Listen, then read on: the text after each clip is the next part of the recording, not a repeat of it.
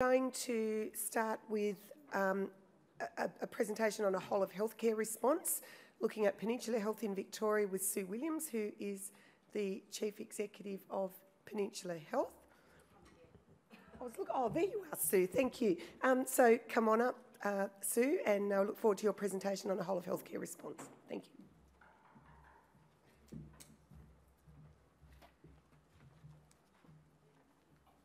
Thanks very much, Heather. I had a couple of slides on. Now this is slow, is it? There we go. I had a couple of slides just on some statistics, which I think we've largely covered today, and that is that occupational violence is largely underreported. Most people have experienced some form of occupational violence, and I think verbal violence is something that is underestimated in the health place. This just reinforces some of the other data that was shown earlier, but this is some data that actually shows violence in the healthcare industry. The blue line is Ambulance Victoria, and you can see, as Tony showed earlier, that the incidence of aggression in the Ambulance Victoria has grown significantly. The orange line is the health services. I was surprised to see a dip, but I think that actually represents the underreporting. But you can see that both Ambulance Victoria and health services are much, much higher than the industry norm. I wanted to talk today by concentrating or telling you about Lynn's story, because this was really the catalyst for change at Peninsula Health about 18 months ago. So Lynn's 55, she's an enrolled nurse, and she has worked at Peninsula Health for the last 8 years. She was working on a general medical unit where she was caring for a 25-year-old girl with an acquired brain injury. She was very agitated, significant issues with her behaviour, and she was awaiting a bed at the Alfred ABI unit at Caulfield and was waitlisted to go. Now, because there wasn't a bed available at that ABI unit at Caulfield, staff thought that they had to look after her. They didn't escalate it. And Lynn thought that she had developed a reasonable rapport with this patient. So she offered to look after this patient on a particular day. Subsequent to that, the patient kicked Lynn, she fell over, she hit her head on a wall, ended up having an intracerebral bleed and got transferred to the Alfred Hospital. She was in hospital for 10 days. She could no longer look after her grandchildren. She couldn't drive for 3 months, and she couldn't come back to work for 6 months, and she only really returned to a full 3 days a week about 6 months ago. Now, as a result of that incident, we decided that that sort of violence should never, ever happen again in our health service, and so I wanted to tell you what we did to try and address that. So the first thing that we decided, and it runs along the same theme that Tony was talking about, normalisation of violence in the workplace. We made a decision that no one should come to work and expect to be injured in the workplace. And that was driven by our board, it was driven by the CEO, and it was driven by our executive. And so we took this very seriously. Our board asked us to develop a suite of KPIs, which we report to them monthly, and we also had to report on our improvement actions. And like Tony, every time there was a lost time injury related to occupational violence, I got a text message and the relevant executive got a text message, and that still continues today. The other thing that we thought was, it's silly, there's a whole lot of stuff going on out there and we don't want to reinvent the wheel. So how can we learn from organisations both internally within health and externally to health?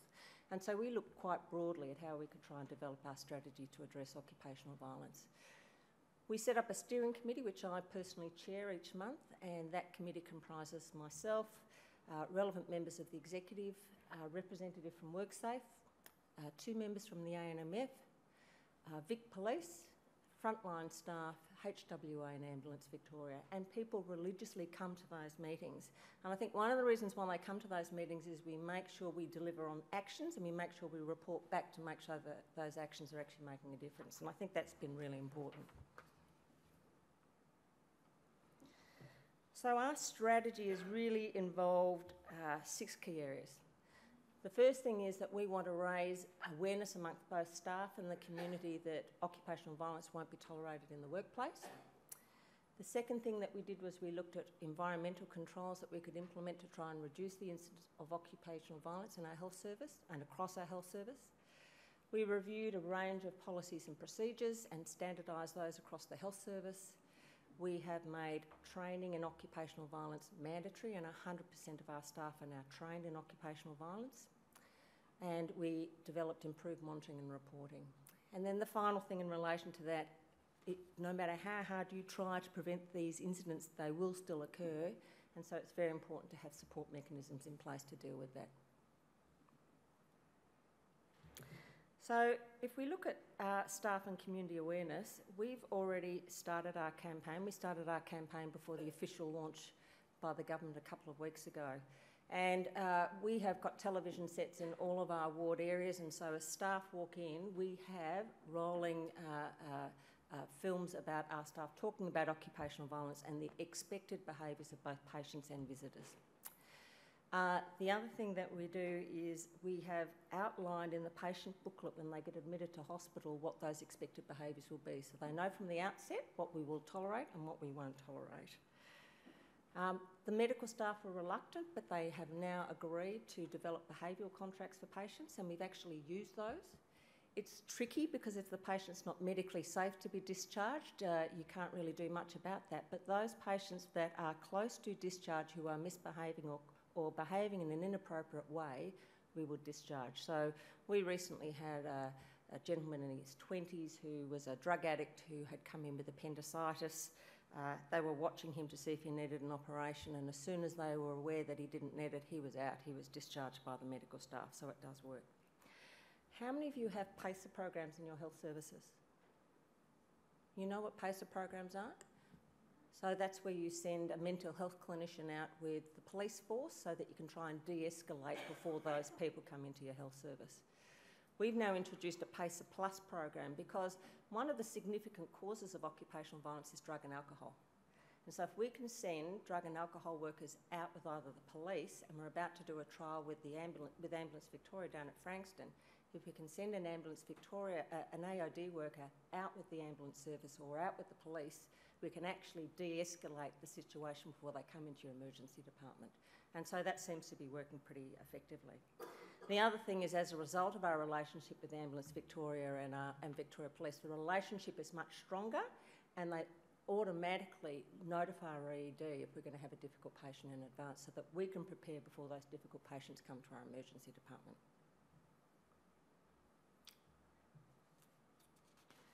Now, we've got a very old cruddy building that's 75 years old at Frankston, and our other sites aren't much better, but we have done a number of things to try and improve the environment for patients. And one of the things that we did do, particularly on this ward where Lynn was injured, was we actually converted one of our bedrooms to a quiet room for patients and their family. So one of the things the staff told us in focus groups was there was nowhere for the patient and the family to go, particularly if they were going to have a difficult conversation. So we substituted a bed for a quiet room. The other things that the staff came up with were really simple things that you could do. So one of the things the staff told us is that they often get assaulted when they've got an elderly, confused patient who is wandering around the ward and they're trying to contain them within the ward area. So what we did was we closed the fire doors, and so they open in the event of an emergency, but it meant that the nurse didn't have to follow the patient and try and stop the patient and then get assaulted. And so our assault rates went down really substantially just by doing something simple like that. We also have progressively removed our overhead announcements. So one of the problems is that people are sleep deprived, and there are various codes going on all day long, and so we've certainly tried to move to reduce the number of codes, and we're hoping to become a silent hospital in the next couple of years. We have an aggression management team that comprises 6 people that attend Code Greys. That originally comprised 4 PSAs and 2 security guards. Often those PSAs were women in their 50s, and they were going to attend Code Greys in the emergency department and they were getting injured. So we made the decision that we were going to reconfigure that, and so we've now got 3 big burly security guards and 3 male PSAs on that aggression management team to try and control that. We've also put wearable cameras on their shoulders. We've checked it out legally, and so long as we tell the patient in advance that they may be filmed, there is no problem. You obviously can't wear cameras if you're in bathrooms or in personal areas, but it has been very effective, and anecdotally we are hearing that it certainly helps to de-escalate the situation by wearing those cameras.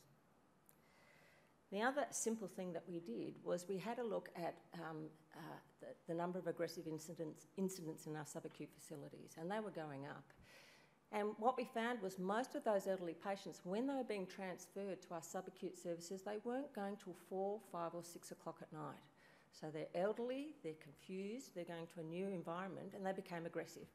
So we now pre-book all of our patients to be transferred at 9:30 in the morning, so they've got time to orientate themselves to the subacute facility. And we've seen the number of aggressive incidents reduce from about 15 a month to 4 a month, just by that simple control.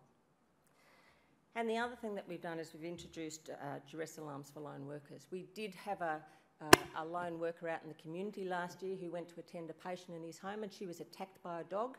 She nearly lost her leg and spent 6 weeks in hospital, and so we decided that we needed to do something about that as well.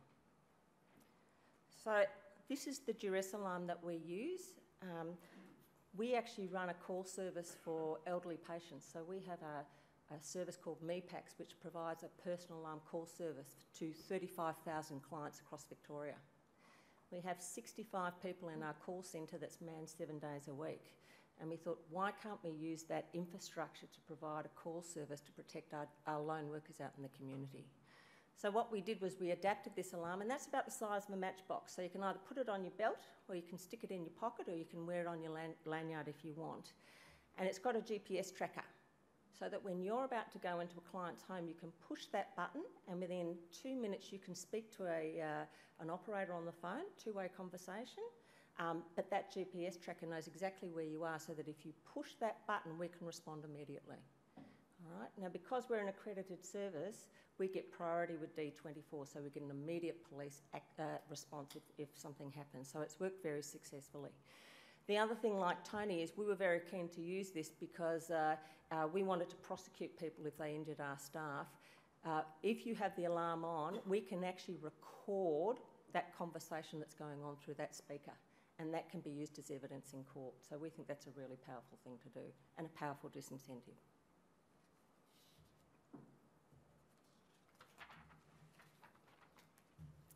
We reviewed a whole lot of policies and procedures. One of the things we did very early on was we put an escalation protocol in. So we said to staff, we want you to know that if there's a patient and you don't think that that environment is appropriate for them, that you can escalate it to your manager. If you're still not comfortable, you can escalate it to your chief operating officer, or you can escalate it to the CEO.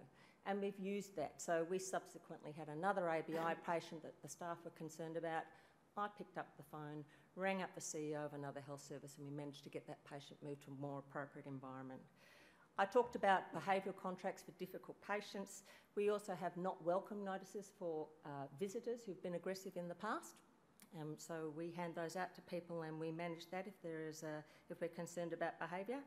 And the other thing is we've reviewed the timeliness of mental health referrals and assessment, particularly in subacute. So we were finding that there were delays and there were psychotic patients over in our subacute area that were posing a risk to our staff, and we've streamlined those processes. The other big thing is the medical staff are bought into this, and so our medical staff are also attending code greys at our hospital, which is really important. I talked about training, so occupational violence is mandatory for all staff, and we are also rolling out a pilot of the Safe Wards program, and somebody mentioned that earlier. Just so that you know what it is, it's a program that was developed by the NHS, and it was a program developed to train people in de-escalation techniques in mental health services. And I think La Trobe Health Service and Peninsula Health are the first health services internationally to be rolling that out into the acute sector. And the early results are actually very good. And we've also got our risk coordinators, or our occupational violence coordinators, in all areas, including our subacute sites. I wanted to talk a little bit about monitoring and reporting. So this is our data for the last 4 years. The big graph there, the purple graph, are our planned code greys. So we probably have twice the number of code greys that a comparable health service would have. We actually like to have that in place if we're worried. We'd like to be preemptive, and we have a planned code grey if we think the patient is going to be difficult. I can't see the colours on the lines there. Aggression is the yellow, and the respond greys are the green, and the Assaults are the red, that's right. So you can see our data up until June. That's just from last Friday, so it's pretty well up to date. We've actually seen a slight decline in our plan code greys, but I think that's because all of our staff have been trained. We've improved our environmental controls, and so people don't feel as if they need to have as many plan code greys. We've also had a reduction in our code greys year on year and a reduction in our staff assaults. What we have seen growth in is the incidence of aggression, and we're really pleased about that because we think that people are actually starting to report those incidents of aggression. We think that's really important.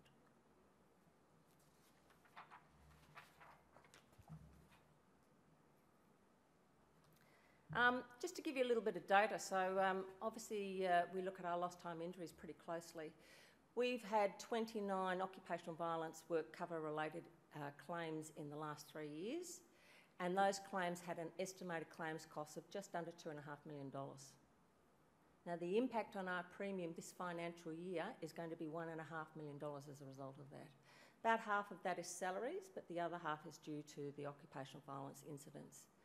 Now, we have done some really good things, but because it's a rolling 3-year average, we're not going to see the benefit for another couple of years. But you can see that we've reduced our lost time injury days from 39 to 4, which is pretty impressive.